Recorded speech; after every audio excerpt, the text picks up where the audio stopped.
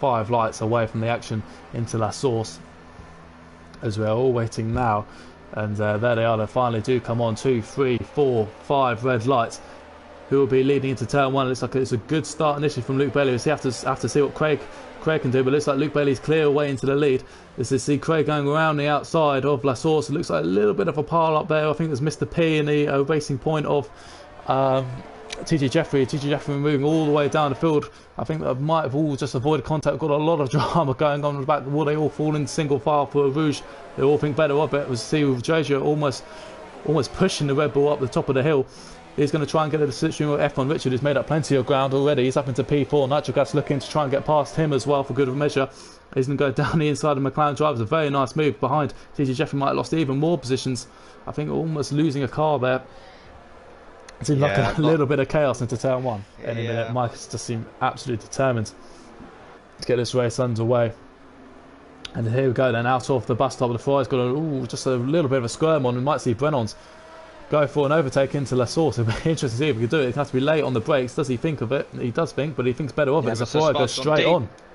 Yeah, he's gone well deep there, and he's just allowed Brennan to slip up the inside. Now who is going to back out on the way down to Eau Rouge, and it's going to be Sir Spud. Very nice restart from Brennan. To see now Craig as well. He's going to try and want to get himself into this. Brennan goes a little bit wide, and see Malc picking up 3 seconds there for time corner from corner cutting. We were just speaking about it as Spud. Oh goodness, it's Craig. They're going to go 3 wide here. Let's see who's going to the Ferrari looking down the inside. Craig's going around the outside. The Alfa Romeo goes really close to the Ferrari. Craig picks up a position. Luke Bailey follows him through. So Spud's not had a good restart at all.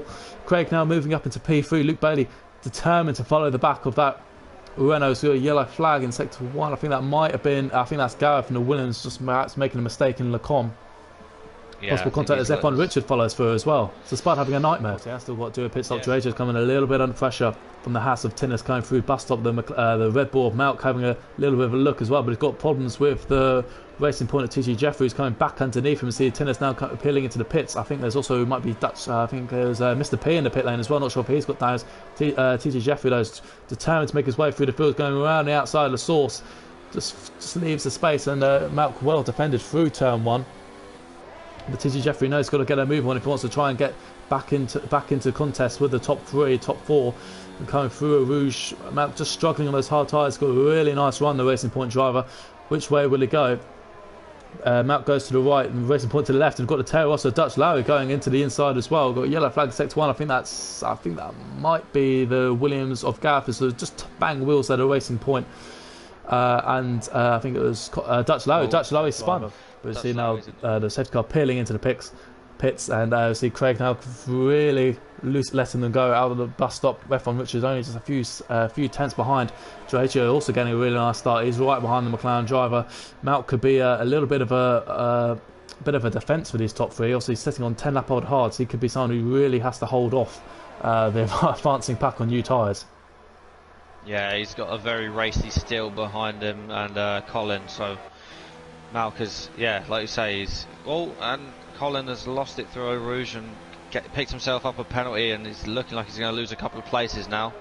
We've got 3 wide on the straight. Mike coming through as well. So Mike has made a rocket start. He's gained a couple of places down the inside of Brennan's. He's not going to make it pass through there. So yeah, Mike looking very racy as well at the moment, like it's ahead of Luke Bailey as well. As now Luke Bailey gets a really nice exit out of the bus stop. We will have DRS come the top of Rouge into Lecom, and that's surely going to be the place where he's going to be planning his next attack for P5. He's got to get on with it because he's already Brenos is already 3 seconds behind still in P4. So of course, if he does want to get back onto the podium, fighting for the win, it's crucial that it gets past this McLaren now. Yeah, Brennan's got a really bad run through Eau Rouge. This should be a straightforward pass for Luke Bailey now with DRS enabled on this lap. Should breeze past down into Lecom and find himself comfortably up into P5. And just see the Haas of I think Drager, who might have just got past the McLaren of F1 Richards as well. Not sure if that was into Lecom. See now still all over the back of F1 Richards as well. But Drager is looking really nice on the restart. He's got to get a move on, but he's doing it so far. He just needs to pump in a few more laps like that, and he'll find himself on the back of Steele and attack him for the podium places. You see the championship leader just trying to defend his position into Lecombe, does really nice to keep it round the outside. Doesn't quite seem to have the straight line speed that McLaren. He does have DRS off the tail also of Drojo himself, which just protected him from the attack of Steel B. Did really well to defend it. Might have gone a little bit deeper. It's, just about gets away with it. It's really struggling since the restart, and perhaps not quite finding the same pace that he had beforehand. But right now it's just about holding off the Mercedes for that P3 and final podium spot.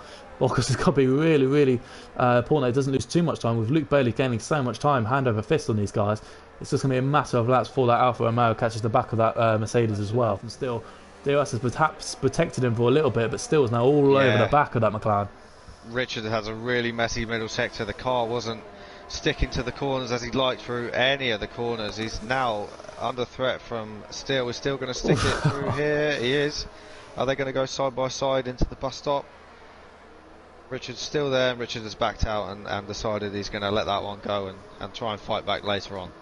I think that was why still it looks like a man on the mission. He's been another driver, been really, really feisty since the safety car restart, and he'd be looking to perhaps pick up even more positions. Of course, I think Steele might have a 3-second penalty himself, but now the man who's going to come under most pressure from Luke Bailey is F1 Richard, the man who seems to be struggling the most out of these front four cars, perhaps in terms of his tyres. He has done 15 laps in those tyres. A lot of them were under safety car, of course, but just seems to be struggling. He's already 9/10 of a second down on Mercedes.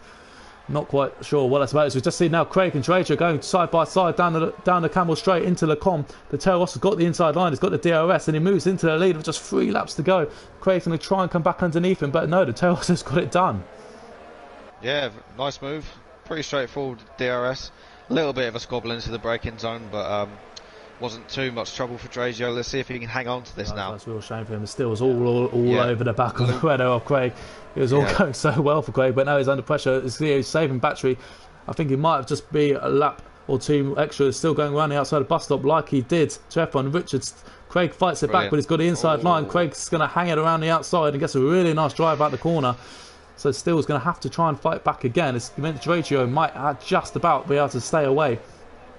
And yeah, it was a bit of a weird one. That Steele seemed to have got the position on the outside and looked really committed to the move, but then maybe he had a sneaky little thought about DRS on the next couple of straights and decided to drop back behind Craig.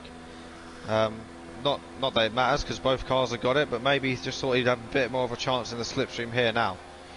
As you can see, the Renault harvesting energy, the Craig trying to defend the inside as tight as he can.